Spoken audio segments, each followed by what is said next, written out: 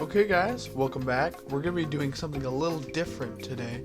So I made a console crusher, and if you don't know what a console crusher is, it's a gaming PC that costs about as much as a console and still can game decently. So this build I've made is an Intel build, and it's a pretty decent gaming PC for the price. Like a 600 gigabyte Xbox One costs about $350 to $500. So it's going to be able to run like modern titles at decent settings with a playable frame rate. But it's a $350 gaming PC. It's not going to run Battlefield Hardline at 6 4K monitors at ultra settings and get 600 frames per second. It's a PC that costs the same as a console and can game decently.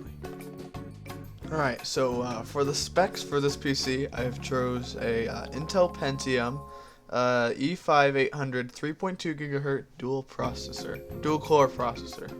It's $65. And then for the CPU cooler, it's the Mastcool 8WT15-38 42.0 CFM CPU cooler for about $7. And then for the motherboard, it's the Gigabyte GA blah blah blah. The exact specs don't matter.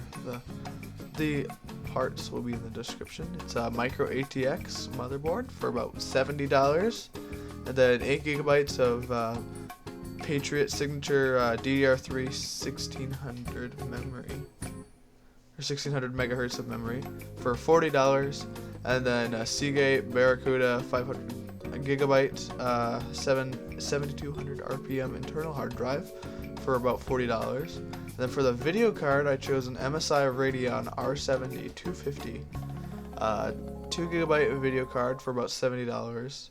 For the case, it's a Thermaltake VL8000 1W2Z ATX mid tower case.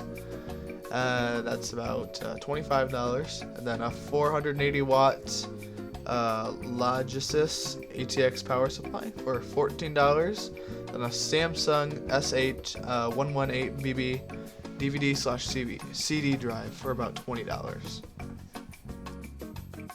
This console crusher will get about 30 frames per second on modern titles at decent settings.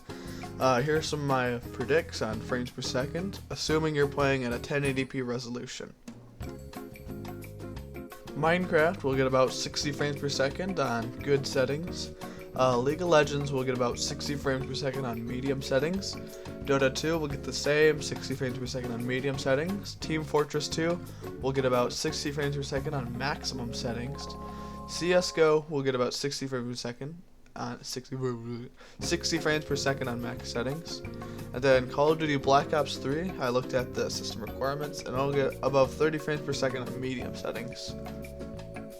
So there's my Intel console crusher. I'm not wealthy, so I can't build it right here on my desk, but the part list will be in the description if you want to build it yourself. So yeah, it's pretty fancy. I'm gonna do an AMD one right after this one, so it's pretty nifty. But yeah, that's my console crusher, and hopefully you enjoy these kinds of videos. I'm not going to be moving away from my channel being a gaming channel, but every now and then we can do some of this techie stuff, because I like techie stuff, okay? But yeah, that's it, so goodbye.